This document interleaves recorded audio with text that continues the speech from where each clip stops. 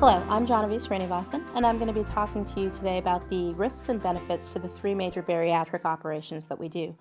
Ultimately, your choice of an operation is going to be dependent on how you feel about the relative risks and benefits of each of these operations, so it's important that we go over some basic facts. Let's start off by talking about the gastric bypass.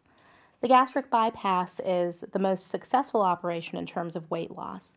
People generally will lose about 75% of their excess body weight the first year after the operation, making it a very attractive option.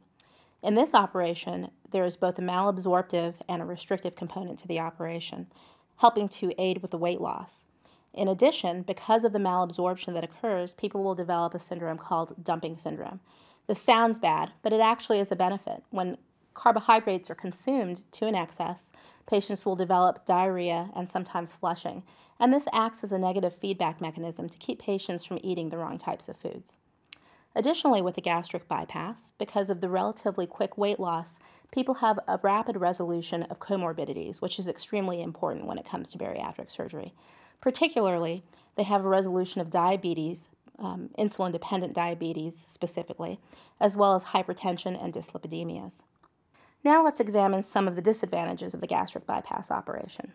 As I mentioned, this is a more complicated operation because we are rerouting the intestinal system. As a result, there tend to be more risks to the operation, and there is about a 1% associated mortality with the operation. We are cutting the stomach, and anytime there's a staple line present, there is a potential for a patient to have a leak and a resultant complication. This sometimes makes patients feel a little bit more insecure about undergoing this operation. Additionally, because of the malabsorptive component of the gastric bypass operation, you will require monthly B12 vitamin shots, and there is some fat malabsorption, making some of the nutritional issues with the gastric bypass significant. This does therefore require that you have routine follow-up either with your bariatrician or your primary care physician to make sure that there are no nutritional issues. Finally, all of the bariatric operations have an associated failure rate. With the gastric bypass, we quote approximately a 5% failure rate. Now let's move on to talking about the laparoscopic adjustable gastric band procedure. This is a relatively simple procedure. It's purely restrictive without any malabsorption. It is very attractive to individuals because there tends to be a much lower complication rate and almost a zero mortality rate associated with the procedure. Oftentimes, this can be done without an inpatient hospital stay. Additionally, because this is a purely restrictive procedure, there aren't the same nutritional complications associated with the operation. Finally, the procedure is technically considered to be a reversible operation, although we tend to discourage elective removal of the band unless there's a problem related to the band itself. Now let's discuss the risks of the operation. This is a foreign body, and because it's a foreign body, there is a risk of infection as it relates to having this material present. In addition, it does require routine returns to the office for adjustments of the band. Each of these return office visits does require accessing a port through the skin, so if you're afraid of needles, this might be a little bit of a problem. Additionally, the weight loss with the band procedure is far less rapid than it is as it relates to the two other bariatric procedures, and we generally quote a successful band as being a 55 to 65% loss of excess body weight over a 3-year period of time, as opposed to the 1-year period associated with the gastric bypass. The failure rate associated with the laparoscopic adjustable gastric band is approximately 15%, and that's important to keep in mind when you're making a decision about which operation you want. Let's discuss our last operation now, the laparoscopic sleeve gastrectomy. This is considered a relatively newer procedure, although in reality we've been doing this operation for several years. The advantages of this operation are that there is a relatively rapid weight loss associated. We quote approximately 60% weight loss over a 2-year period of time. In addition, we maintain the continuity of the GI tract, and so there are no issues as it relates to nutrition and malabsorption.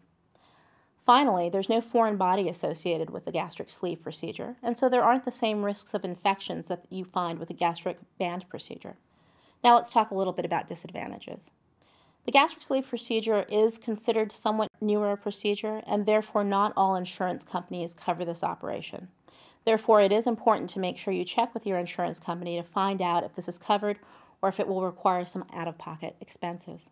As I mentioned with the gastric bypass procedure, anytime we're cutting the intestine, there is a risk of complications and leaks associated with that. and that can result in a higher complication rate and does have an associated approximately 1% mortality rate. One of the other complications that can occur in this operation is the development of strictures, which is a narrowing where the esophagus enters the stomach.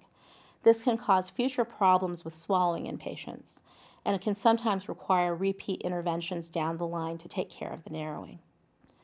Finally, in this operation, there is a chance that the narrow tube that has been fashioned can stretch over a period of time, and this can help contribute to the failure rate that we quote of approximately 10%. Now that we've discussed the risks and benefits of the 3 different procedures, another important aspect that will help you determine which operation is right for you is the average hospital length of stay and recovery time required afterwards. One of the advantages of laparoscopic surgery overall in the surgical profession has been to diminish hospital length of stays and improve recovery times for patients. This is primarily because the pain is decreased and because there's a much less rate of wound complications. We have found in an overall sense that with all 3 of the operations, patients generally have to be in the hospital for no more than 2 days. As I mentioned earlier, the gastric band procedure can be performed without a hospital stay, but if patients do require coming into the hospital, generally all that is required is an overnight observation. With both the gastric bypass and gastric sleeve procedures, patients can expect an approximately 2-day stay in the hospital. In these operations, because we are cutting the stomach, patients will generally come into the hospital to ensure that they don't have any complications related to leaking, and to be certain that we get a swallow study after the operation to make sure that there is absolutely no problem. Once again, as I mentioned, laparoscopy has dramatically decreased the length of stay for patients. When these operations were previously performed in an open fashion, patients could expect to be in the hospital anywhere from 3 to 7 days after surgery. So this has clearly made great strides and advantages for patient care in an overall sense. More important than the hospital stay is how long it's going to take you to recover after the operation. With the gastric band procedure, we tell most individuals that approximately a week away from work is required. The amount of time truly taken off of work really depends on what you do on a day-to-day basis for your job.